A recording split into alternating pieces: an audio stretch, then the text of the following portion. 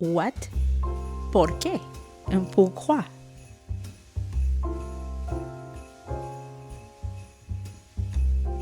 I love this book so much. Tension, major tension happens. They start smooching. Good morning, besties. We are doing a 24-hour reading challenge. I know. I haven't done one of those on the channel in so long. I think I've done 2 before, and then it's been months, because I haven't had the time. Again, things have been busy, but I have a couple days off, and I thought, what better ways to spend the day than to read all day long?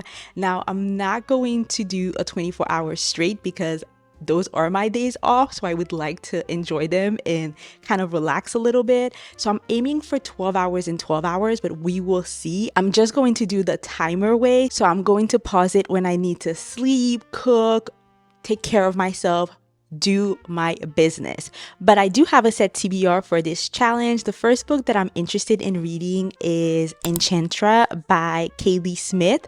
I did read Phantasma and I sort of enjoyed it. I didn't think it was as amazing as everybody was saying, but I did like the writing and I do have a good feeling about this author, so I do want to give it a chance and go ahead and finish the series. So I'm going to read this one. And the next book that I have is Emily Henry's Great Big Beautiful Life. I'm so excited about this one. I don't know why I haven't read it yet. I think I'm a little worried that I may not like it. I've seen the reviews going around and I'm a little on the fence, but I can't wait anymore. I'm gonna go ahead and jump into this. Okay, so I'm not gonna spend any more time yapping. My coffee is ready, sitting right there. I am ready. Let's get this timer going and let's start the challenge.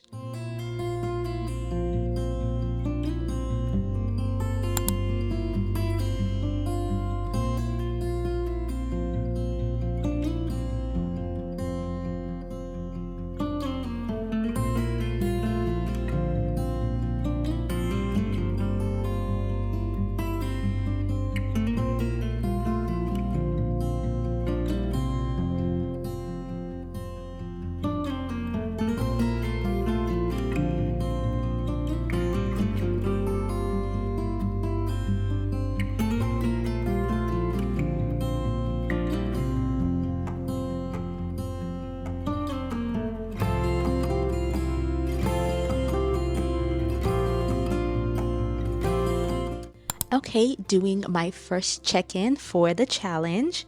We have 22 hours and 42 minutes left. And I feel like things are going great so far. Not much has happened in the book. I can't tell you guys a lot of things in the book because I fear it will spoil the first book. If you guys are interested in reading the first book, I can't even talk about. I think what I'm going to do is not name the character that is in the second book, just in case you don't know, because I do think it spoils not the whole plot of the first book, but kind of like some of the ending or the outcome of the first book. So basically in this book, we're following this young woman who is looking for more questions about her family. She wants to find out what happened with her family. Why does she have certain powers? She's trying to fit in. She always felt like she didn't fit in a little bit. So that's basically who we're following. I won't say the name. And now she's ended up in this house and it looks like there's a game going on, a hunt. It is going to be interesting. I can already tell that this is going to be, I don't know why this would be enemies to lovers, but there's already animosity between her and one of the male characters, but there's going to be multiple male characters. So I don't know yet if I've met the MMC. So we will see. And I don't think it says in the back who the MMC is. Oh, it does say in the back. Okay. So then yes, we have met the MMC. And there's a lot of tension and animosity between them. So that's all I have so far. I'm still really enjoying Kaylie's writing. It's very fast paced. I don't want to put down the book. I feel like things are moving pretty quickly. So yeah, I'm gonna continue reading, and then I will check in when I get further into the book, because right now I'm only about 10 to 12% in, I think, like page 51. So yeah, not far at all, but I'm hoping that I'm going to make more headway now that the day is over and I can kind of like dedicate more time to reading.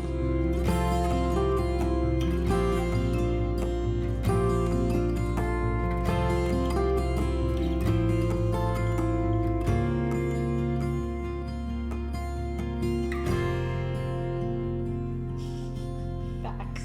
Those names? What the heck? Who does this to their children? Imagine naming your 7 kids: Cravington, Covington, Rowington, Remington, Sevington, Wellington, and Ellington. What? ¿Por qué? And pourquoi? Why? Why would you do that to your kids?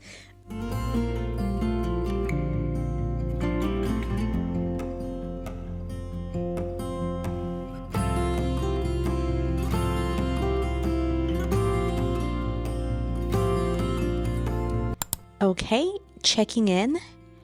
We have 20 hours and 16 minutes left on the clock. So it looks like I've been reading for about 3 hours and 45 minutes-ish.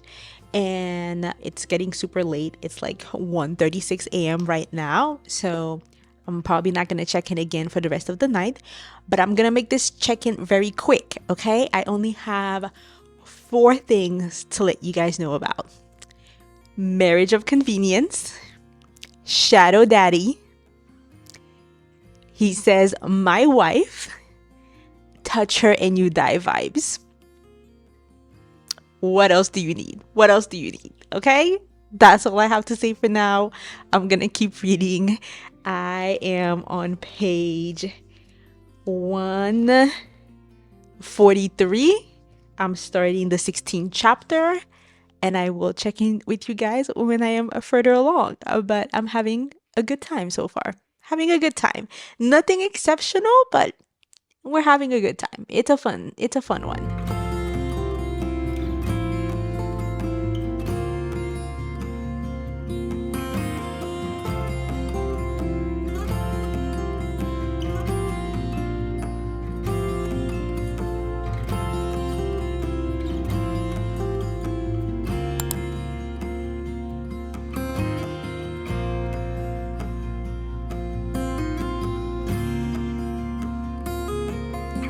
Afternoon, besties. Don't you guys just love it when summer is on its way and it is 6-7 o'clock and it's so bright outside still and makes you feel like the day's not over, even though, you know, I didn't do much today, but it feels like I can still seize the day. Anyways, I have been reading, you know, from time to time, and I am, 8 hours in, right? I have 16 hours and 18 minutes left. And I am on page 330 and I am enjoying myself. This is so much better than the first book. I know I said that I gave the first book 3.5 stars. I think I lied. I think I gave it 3 stars because this feels more like a 3.5, 3.75. And honestly, depending on the ending, this could actually be a 4-star for me because I'm having such a great time with this one. I feel like Kaylie just listened to everything that I complained about in the first book and was like, okay, girl, okay, I got you. I'm going to fix all of this and this is going to be much better. And I'm so happy I picked up this book and like followed my instincts. The writing is still really good. I'm enjoying myself with the writing. The main female character was a little bit annoying for me because in the beginning she was giving much I am not like the other girls, you know. She's very sassy. Every answer is like a quip back. It's like a clap back, sarcasm. Like, you know, she's giving it all. She's serving it all. And I was like, girl. Part of me wanted to be like, shut the fuck up. You know what I mean? Like, just listen or you're gonna die. Like, you're the only person. Like, everybody else is going to die, but like, you're legit gonna die. You're mortal. They're immortal. You know what I mean? So that was my thought process, but she's starting to come around and I'm understanding her more and more, and I feel for her. I feel for her because I understand like what her background is, even though I can't tell you guys much more because again it will spoil the first book. I am really enjoying the main male character. You're getting to learn more about him too, and there's more to him. Like the way his sibling sees him is not his true nature, and he's really just really a good guy and really nice guy. And I wish we had more time with these characters because I feel like I have less than 100 pages left, so I don't know that's around that time that I'm going to learn that much more about them, but I wish I could learn more. But so far I'm enjoying myself.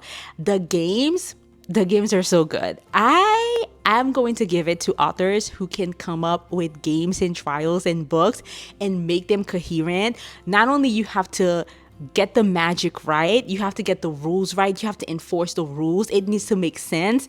Like there are parts of the game where I was like, oh, I would just do that, and then you could tell that the author thought about it, like Kaylie thought about it, because she'll put them in a position where they could just do that, and then you will see, oh no, you can't just do that, like the rules are changed, because it would make things so easy. Like certain things, there's one particular thing that I was like, oh well, just do that and then game over and you win.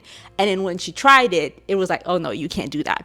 So I'm really really enjoying that. I'm giving her props because to have 2 books that you have to have like a game system in place and make it high stakes enough that you can really feel like the characters might like die, really good. And then the other problem that I had with the first book was the chemistry between the characters and the timing of those sexy scenes. I felt like in the first book, every single time she would come back from like a deathly bloody trial, she would come out of it and just be like, please, let's have sex, let me forget about everything, like help me forget.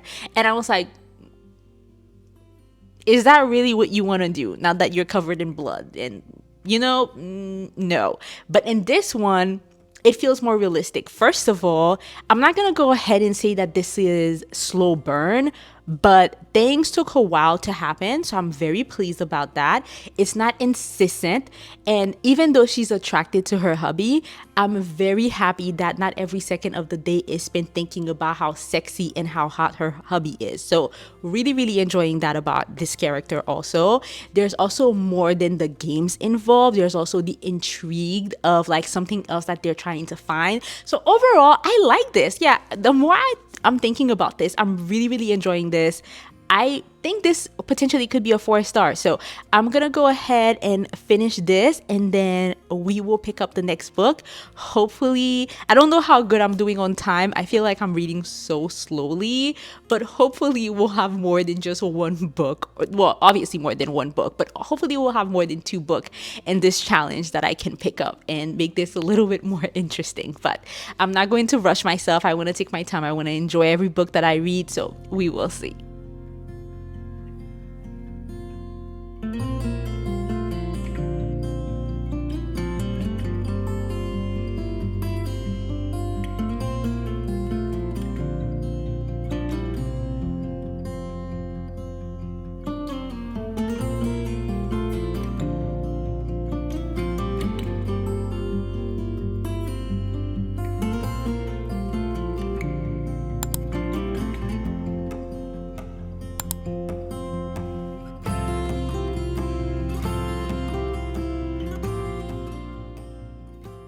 Okay, time to start our second book, Great Big Beautiful Life by Emily Henry, or how everybody's been calling it lately, Great BBL. The first time I heard someone call it Great BBL, I think it was like Heather, and she said that and I was so confused. I was like, is someone going to have a BBL in this book? And I was like, okay, hey, more power to them.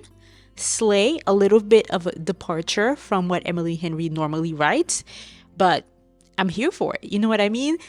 I did not for a second realize that they were talking about the title of the book, Great BBL. But anyways, so we are starting Great BBL. Guys, I've been reading so slow.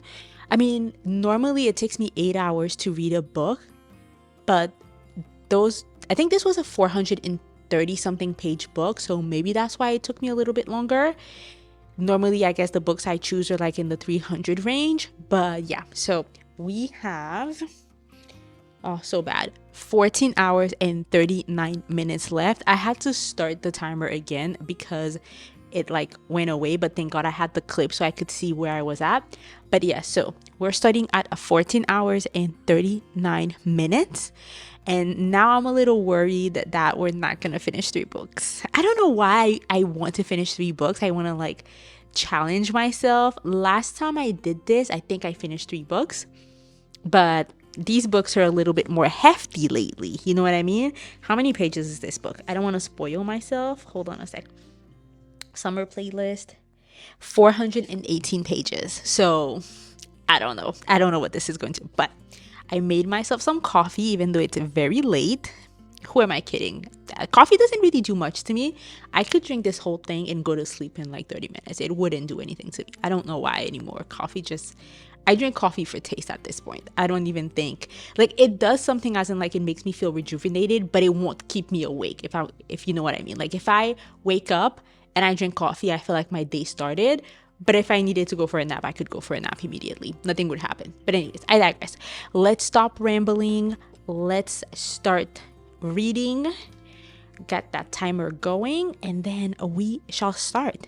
Oh, I'm gonna take off the jacket. I don't normally read hardcover. That's exactly why this feels so heavy in my hands, but I couldn't wait any longer, so I decided to cave because I don't think there's a paperback, or the paperback is so expensive. I was like, fine, I'll cave in to get the hardcover and then I'll gift that to someone one day, and then I will maybe I'll gift it to someone, or I'll just have it as a prize. I don't know. We'll see.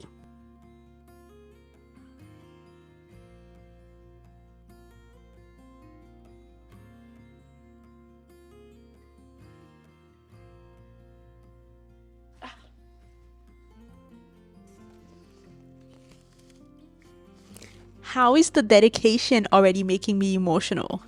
For my mom and my 3 grandmothers, life is complicated. Your love never was. Come on. She's gonna rip my heart apart, isn't she? She is. I can tell. Like, how do you have this dedication and not rip my heart apart? Okay. Okay. We're going in. We're going in.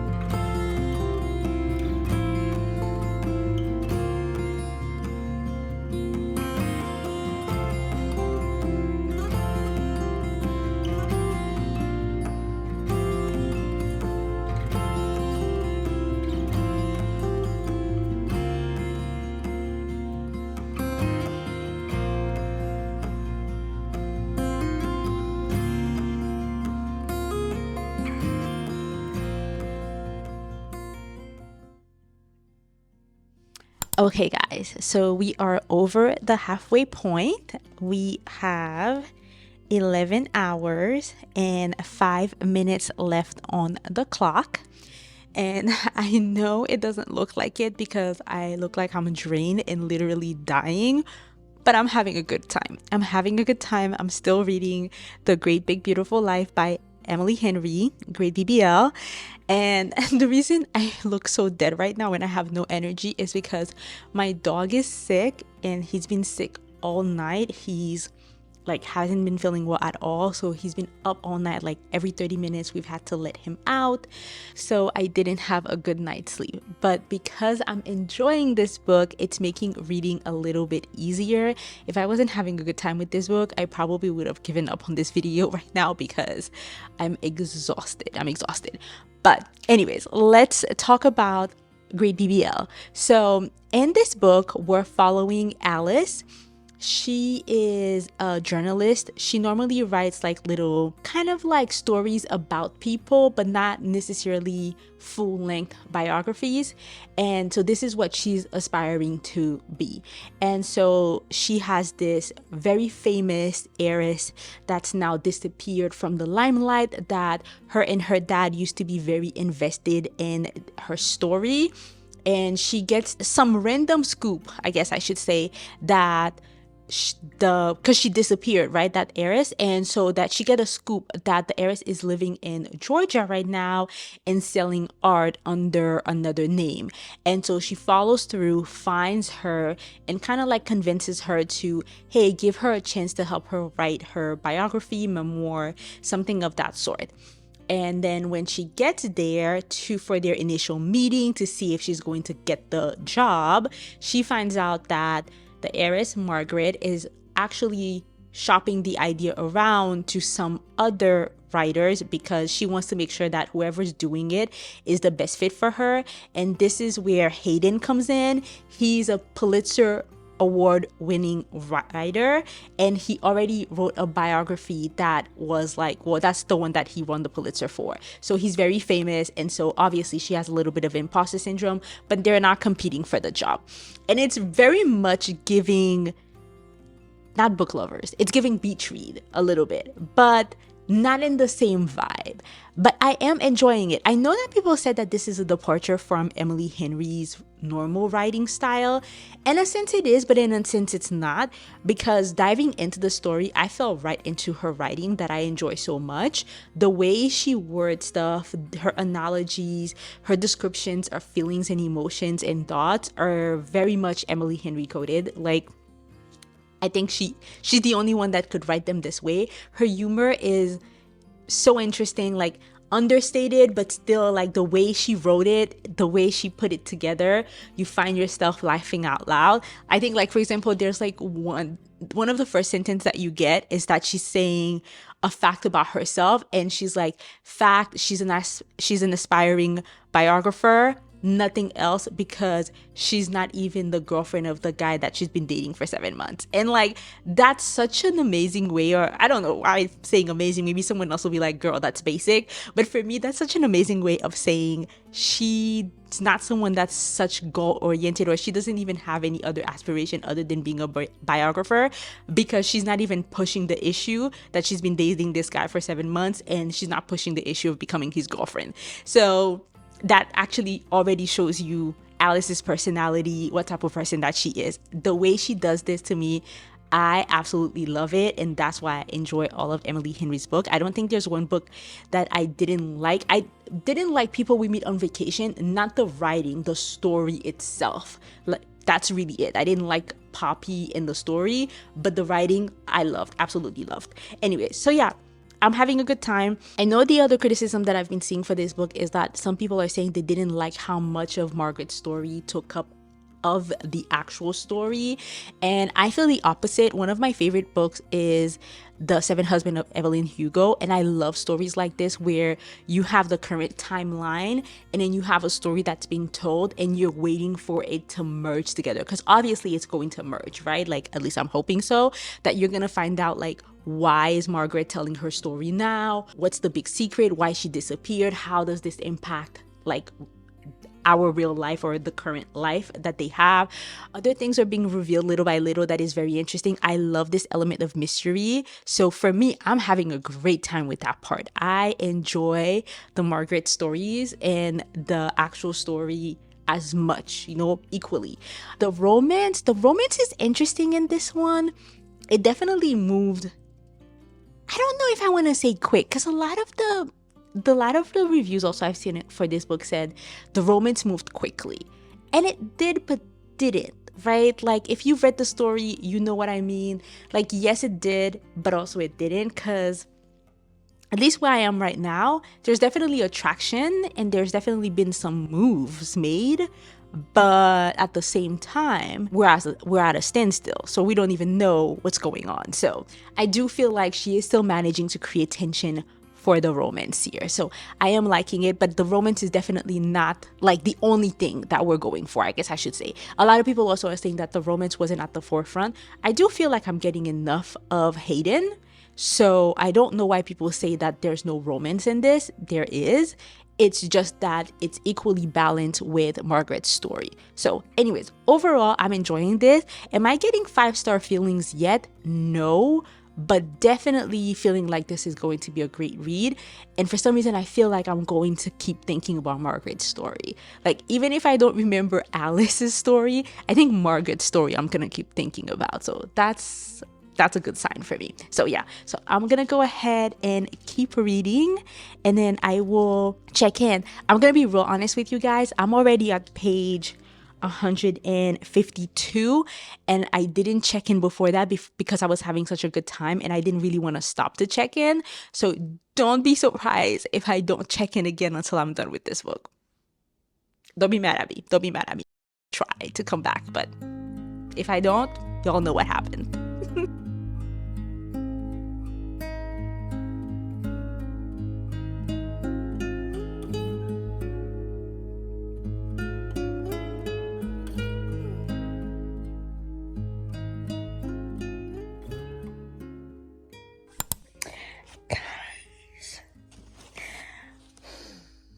Guys, I love this book so much. I love it so much. I don't know why people don't like this. This is so good. I'm highlighting so many passages. I love the romance. Hayden is so considerate. He is so attentive. Like, he notices things. He's so self-aware. They are communicating. Like, what the heck? They are getting to know each other. I don't know. And the story, Margaret's story, her family's history, her parents' love story, it's just so heart-wrenching. Her whole family's history. Like, I love this story so much. This is giving me 5-star feelings now, because I feel like I'm going to think about these people. I'm going to think about the main characters, but I'm also going to think about Margaret's story. I love this. That's why I love reading. Like, I'm highlighting passages that I'm like, oh my God, this is hitting so hard. Like, there's one passage where, oh my God, like, where Alice says, I think she loves me because I'm her daughter, but I don't think she loves me because of me.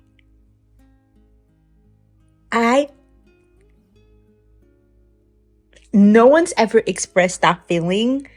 I think I've said this to people, but I've never heard someone express that back to me this way, that it is possible for someone to love you because of who you are and what you represent in their life, but not necessarily because of what you represent in their life, but not because of who you are at your essence. Like, if they didn't have to be your friend or they didn't have to be your family member, like, they wouldn't hang out with you because they don't actually like you. You know what I mean? But like, they love you because, oh my God, I love this. I love this. That's all I'm going to say. I finished Great Big Beautiful Life by Emily Henry, and I'm heartbroken. And are we surprised? Are we surprised? Based on my last update, we are not surprised that I'm heartbroken. I really enjoyed this, guys. Okay, I'm so sorry. I don't understand the hate. And it's, you know what? It's fair. Everybody, reading is subjective. We get different things out of different books. They resonate with different parts of us. And this book resonated with me. Can I see how this is very much similar to The Seven Husbands of Evelyn Hugo? Yes, I can. But I've also read many books that I can say to me are very similar and still enjoyed them equally.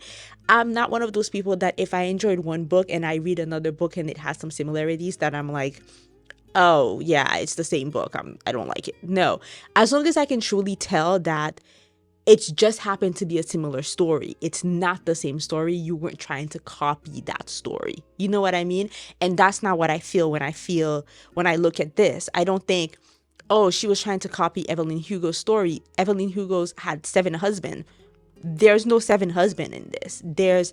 We don't even get like seven multiple, like the main character Margaret doesn't, she had multiple romances, but they're like off page. So her romance life, as in like her multiple romances, if she even had them, I think she had like encounters or something like that. That wasn't part of the book. It was really her romance with Cosmo, the true love of her life. Yeah, there's an element of like old Hollywood and stuff like that, but she wasn't old Hollywood. She wasn't an actress. She was just an heiress. Her parents were in the industry. Her mom was a director. So like this, does it have similarities? Yes, but it's not like a carbon copy of it.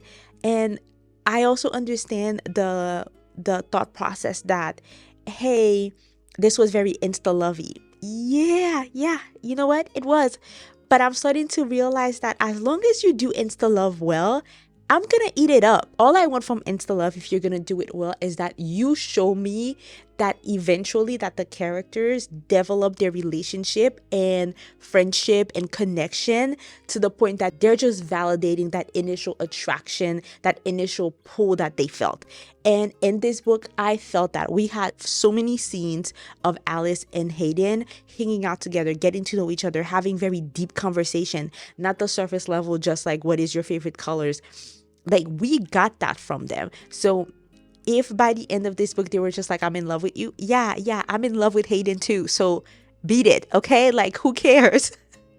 I enjoyed this, okay? So I don't know why I'm feeling defensive. I think I'm feeling a little defensive because so many people didn't like this book. Even staunch Emily Henry lovers didn't like this book. So I feel like I have to defend my feelings for this, but this is 5 stars, okay? And I hear your criticism. I understand them, but I reject them all. I love this. I love this book. So 5 stars. Really enjoyed this. I don't even want to pick up another book, but we still have 5 hours, guys. So this is actually the problem that I'm having thinking about this. We have 5 hours and 9 minutes left. And let's be real honest, it took me 10 hours to read the first book. It took me 9 hours to read this book, right? Like about 8 hours or something. Or maybe 9 hours and something. I don't know. But bottom line is clearly we're not finishing another book. Not a 400-page book. Should I pick up a novella? I don't have a novella that I can think about that I could read right now. The only novella that I can think about is Spectacular, and I don't think it came out this year.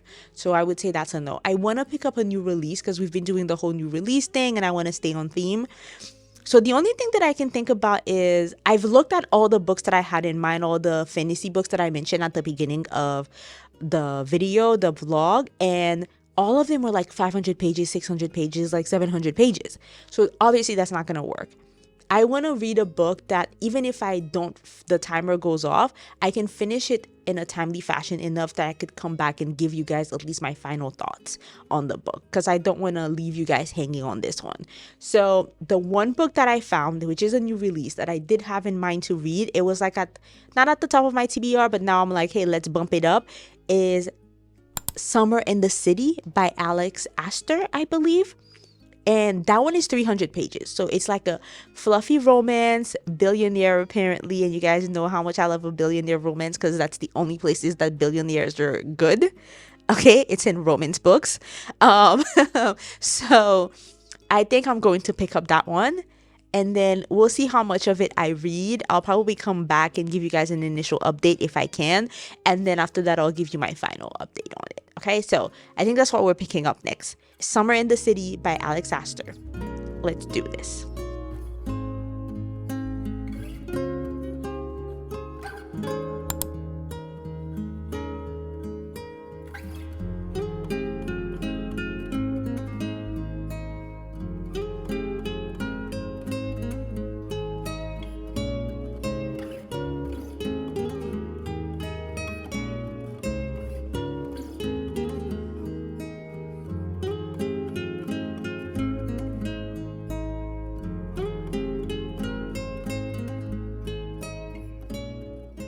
Guys, picking Summer in the City as our final book was the best idea, the very best idea ever, okay? Not only am I having a grand old time, It's saying that I am 40% in. And mind you, I think I've been reading for about 2 hours and 30 minutes. And I still have 2 hours and 30 minutes. Oh, 2 hours and 24 minutes left. So could we finish this book? I don't know. I don't think we are going to finish this book, but we're going to get pretty close. So I'm pretty excited about that. But more than anything, I'm having such a good time with this book. Is the book making sense? No, it's not. Okay, let's be honest here. It's not making sense. Am I laughing out loud, giggling, kicking my feet? I am. So enjoyment is being had. Does it need to make sense? Not necessarily. Okay, we are just going to say that for the last book, we are going to excuse ourselves and we're just going to have a good old time. Let's discuss the plot. Okay, picture this. We're following Elle and Parker. We are at the club.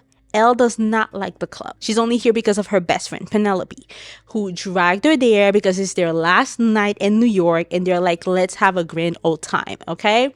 She's by the bathroom. She doesn't want to be there. She's counting down the minutes to leave. She sees this guy. He's super tall. She has to look up at him to see him, okay? He's broad. He's dressed all in black like the bouncer. She thinks he's the bouncer. However, after a couple minutes, major tension happens. They start smooching. It's intense.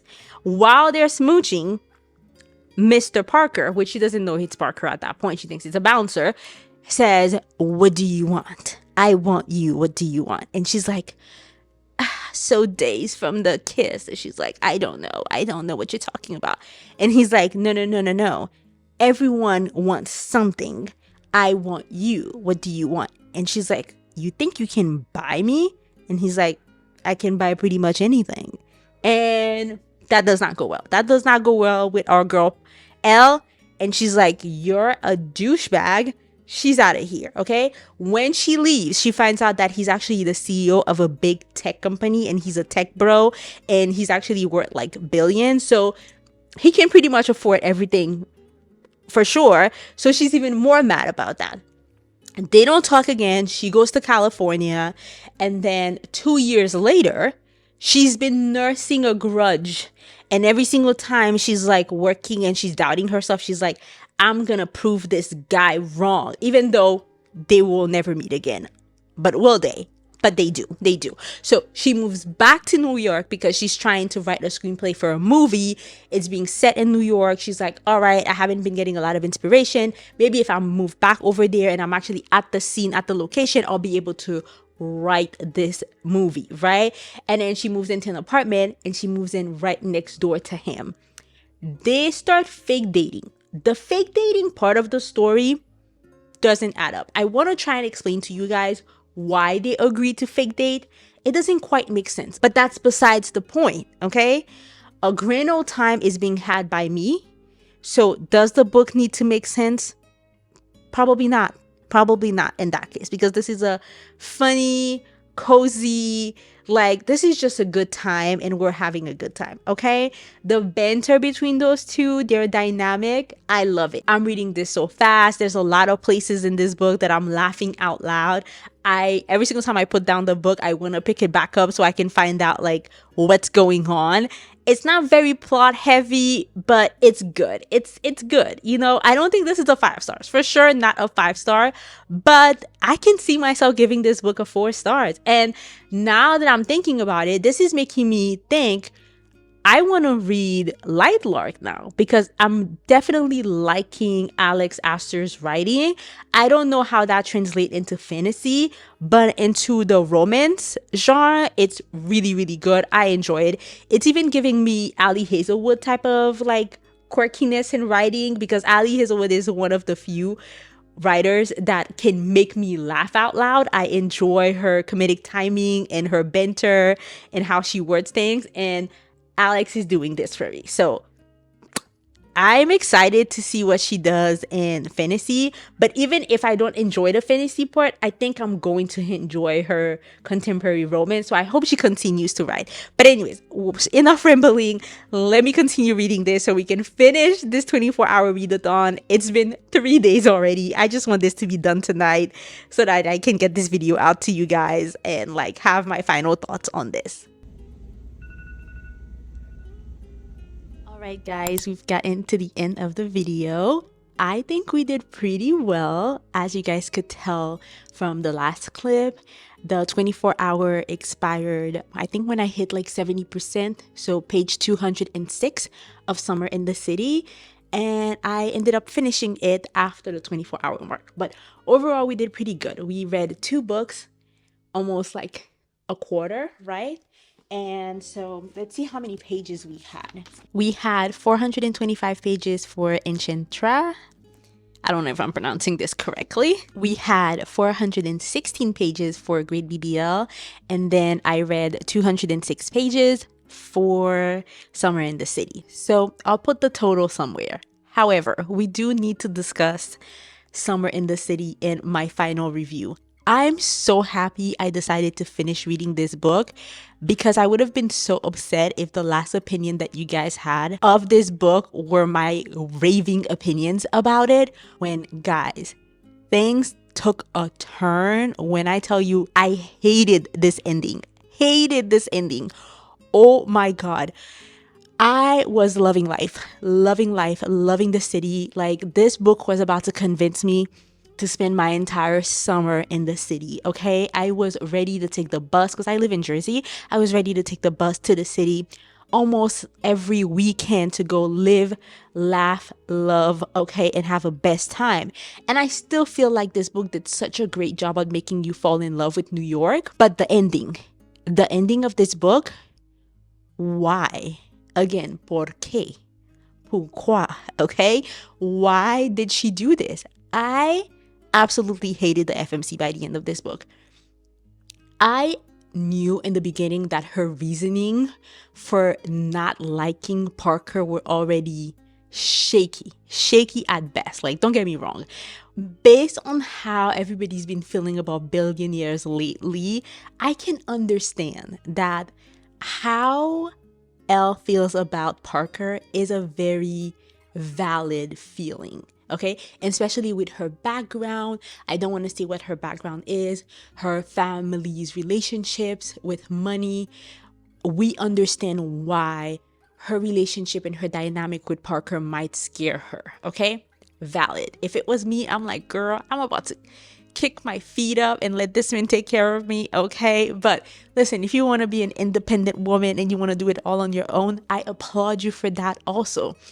However, the way she punished this man for being successful just does not make any sense. I know what some people are going to say also. They're going to say, well, we want complicated FMCs. Like when a man does something bad and then he redeems himself, we're rooting for them. But we don't want females to have complicated relationships. Fine. Give me a complicated FMC. She has a very interesting background. She is making mistakes. Show me some growth. I will give you that. But the way this was handled, no. Because even towards the end, like if the roles were reversed, right? If the roles were reversed and the guy made the decision that she made, it would be a typical romance. But when the guy comes back, we would expect groveling. We would expect this man to be on the floor begging. There's none of that here. None of that here. This woman, like, I felt like he groveled. He groveled even though he was not at fault. This was not a good ending. This was not a good ending. This book was supposed to be a 4-star. This was supposed to be a 4 stars. And 70% into this book, it was still a 4 stars. And now I have to give it 3 stars. It has to be a 3 star. To be honest, guys, I want to give this a 2.5. The only reason I'm not giving it a 2.5 is because I had such a great time up until the ending. So I can't honestly say that like it was a horrible book, but I wish I had stopped reading at the 70% mark. When you guys saw the timer ended, I wish I had stopped reading there, and I would have had a great opinion of this book and would have been like, this is so good. No, I hated the ending. Hated the ending with passion. I will be reading more of Alex Aster for sure. Love the writing. Oh, I want to say also that towards the end, it almost felt like she had a deadline and they told her like, baby girl, you need to finish this book. And she was like, oh, okay. And she looked at her outline and she was like, but I have like 10 more things they need to do. They need to go to a restaurant. They need to do this. They need to do that. So what am I going to do? Like, they need to go running. They need to go to this coffee shop. And she was like, okay, every other paragraph they were doing something, and it was like, oh, 2 weeks later we went to the store and we did this, and then a week later we went to the restaurant and we had this, and then 2 days later we went and got coffee. It became so choppy towards the end that I was just like, why are we doing all of this? Like, why are we moving so much?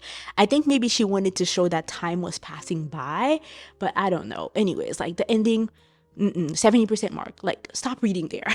If you're gonna read this book, stop reading at the 70% mark, and it might be a 4.5, 4.25. But if you finish this book, there's no way this, like, a whole point has to be deducted. But you know what? This was really good, okay? This was a solid 24-hour readathon because we had a 4-star in the first book, a 5-star for the second book, and a 3-star for the last book. We had all the ranges. Nothing was completely horrible, even though I'm looking at you somewhere in the city. This was actually really good. So I'm so happy I did this. I got to read so many new releases. And yeah, I hope you guys enjoyed this video. I will see you guys on the next one. And you guys already know what to do. Like, subscribe, and share. Bye.